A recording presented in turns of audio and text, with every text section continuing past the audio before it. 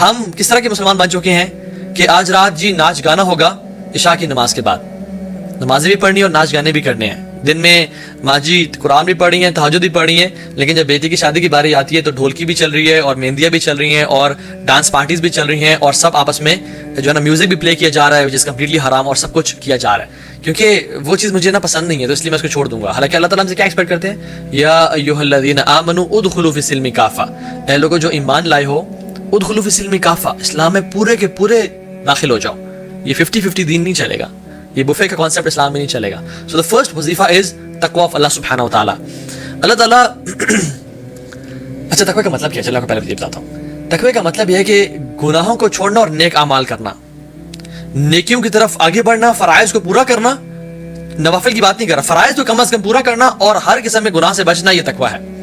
ابو ہریرہ رضی اللہ تعالیٰ عنہ سے پوچھا گیا کہ تقوی کیا ہے، تو انہوں نے اس شخص سے پوچھا، کاؤنٹر کوشچن کیا کہ تم کبھی ایک ایسے راستے سے گزرے ہو جہاں پہ کانٹے ہی کانٹے ہوں، جہاں پہ جھاڑیاں ہوں، تو تم کس طرح گزرتے ہو اس راستے سے؟ تو انہوں نے کہا کہ میں اپنے کپڑوں کو بہت سنبھال کے اور سمٹ کے گزرتا ہوں اور ہر کانٹے سے بچتا ہوں، کہیں وہ کانٹا چپ نہ جائے اور میرے کپڑے پھاڑ نہ دے، مجھے زخمی نہ کر دے. تو انہوں نے کہا ہاں یہی تقوی ہے کہ تم اپنی زندگی کا راستہ اس طرح گزارو کہ ہر ایک گناہ سے کانشیس رہو اور اس گناہ سے بچنے کی کوشش کرو، یہ تقوی ہے.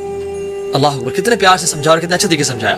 اور اللہ سبحانہ تعالیٰ کہتے ہیں واتقوا اللہ ویعلمکم اللہ، تم تقوی اختیار کرو، تمہاری زندگی میں جو مصیبتیں ہیں، مشکلات ہیں، تمہیں پتہ نہیں کہاں جانا، اللہ تعالیٰ تمہیں گائیڈ کر دیں گے، تمہیں سمجھا دیں گے، تمہیں راستہ دکھا دیں گے. واتقوا اللہ ویعلمکم اللہ، تمہیں اللہ تعالیٰ سمجھا دیں گے، بتا دیں گے کہ اصل راستہ کون سا ہے. واللہ بکل شیء علیم، اور اللہ تعالیٰ ہر چیز کو جاننے والے ہیں. علام الغیوب تمہیں راستے کی طرف گائیڈ کر دے گا.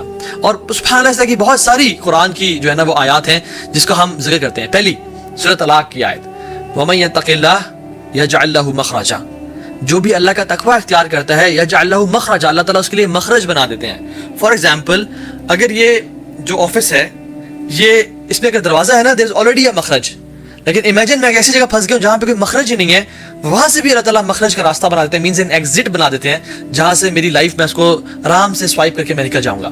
وَمَن يَتَّقِ اللَّهَ، مئی کا مطلب ہے کیا ہے؟ جو شخص بھی تقوی اختیار کرتا ہے، جو انسان بھی، چاہے امیر ہے، غریب ہے، بڑا ہے، چھوٹا ہے، کالا ہے، گورا ہے، عرب ہے، عجم ہے، جو بھی تقوی اختیار کرے گا یجعل لہ مخرجا، اللہ تعالیٰ اس کے لیے راستے بنا دیں گے، چاہے اس کو نظر نہ آ رہا ہو، چاہے اس کو پتہ نہ ہو کہ سبحان اللہ میری جو زندگی ہے وہ آگے کہاں جائے گی، مجھے تو اندھیرے نظر آ رہے ہیں، مجھے تو مشکلات ہی مشکلات نظر آ رہی ہیں، لیکن اللہ تعالیٰ اس کے لیے راستے بنا دیں گے. اور پھر وَيَرْزُقُهُ مِنْ حَيْثُ لَا يَحْتَسِبُ، اور اس کو وہاں سے رزق اور روزی عطا کریں گے، مال اور اولاد اور سکون اور چین عطا کریں گے جہاں سے اس نے کبھی مِنْ حَيْثُ لَا يَحْتَسِبُ اس نے کبھی امیجن نہیں کیا ہوگا. پھر آپ فرماتے ہیں وَمَن يَتَّقِ اللَّهَ يُكَفِّرْ عَنْهُ سَيِّئَاتِهِ وَيُعْظِمْ لَهُ أَجْرًا، جو بھی تقوی اختیار کرے گا ہم اس کے گناہوں کو معاف کر دیں گے اور اس کے درجات کو بلند کر دیں گے.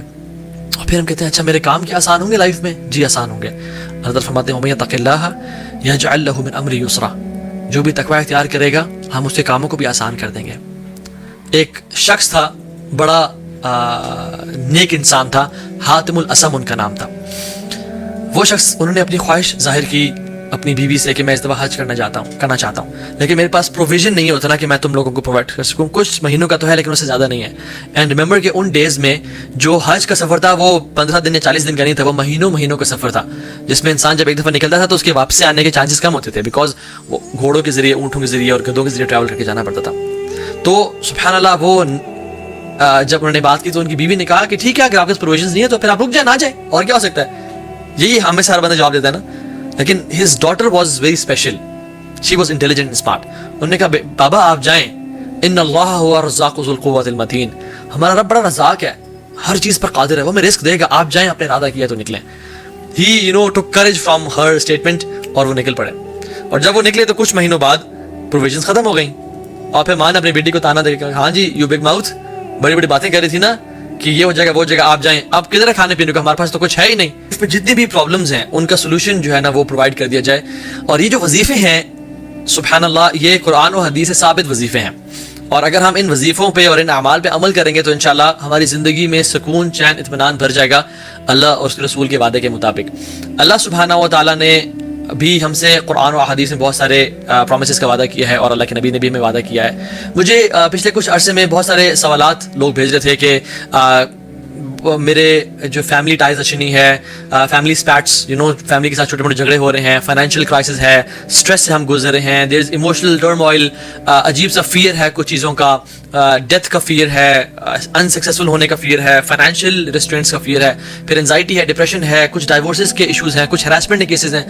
تو سبحان اللہ بہت سارے ایشوز تھے, اور مجھے بہت سے لوگ کہتے ہیں ہمیں وظیفہ بتائیں. تو میں نے سوچا کیوں نہ میں کچھ وظیفے کمپائل کروں قرآن و سنت سے, اور میں سب کے سب آپ کو 1 گھنٹے کے اس ٹاپک میں بتا دوں. ایک اور بات بھی یاد رکھیں کہ اللہ تعالیٰ ہم سب کو ٹیسٹ کریں گے, no exceptions, we all will be tested. ہم میں سے بڑا چھوٹا, امیر غریب, کالا گورا, عرب عجم, کوئی نہیں بچے گا. اللہ تعالیٰ ہم سب کو ٹیسٹ کریں گے. اس کی دلیل کیا ہے؟ اللہ تعالیٰ قرآن میں فرماتے ہیں اعوذ باللہ من الشیطان الرجیم وَلَنَبْلُوَنَّكُمْ بِشَيْءٍ مِّنَ الْخَوْفِ وَالْجُوعِ, ضرور بے شک ہم تم لوگوں کو لازمی آزمائیں گے, من الخوف والجوع, خوف سے اور جو سے, وَنَقْصٍ مِّنَ الْأَمْوَالِ وَالْأَنفُسِ وَالثَّمَرَاتِ وَبَشِّرِ الصَّابِرِينَ, اور ہم مال کے کم ہونے سے, جانوں کے جانے سے, اور فروٹس کے کم ہونے سے, یعنی فائنینشیل برڈن اور فائنینشیل کرائسس سے ہم تمہیں آزمائیں گے. وَبَشِّرِ الصَّابِرِينَ, لیکن بشارت کس کو ہے؟ گلیڈ ٹائڈنگز کن کے لیے ہے؟ جو صبر اختیار کرنے والے ہیں. تو اس آیت میں ہمیں پتہ چلتا ہے there is no exception for anybody, ہر بندہ ٹیسٹ کیا جائے گا. If you are not going through a test, then know that you are going through a test, which is the test of gratitude. Sometimes in life we believe کہ نہیں میرے بھی life میں تو سب set ہے, ہر چیز اچھی گزری ہے.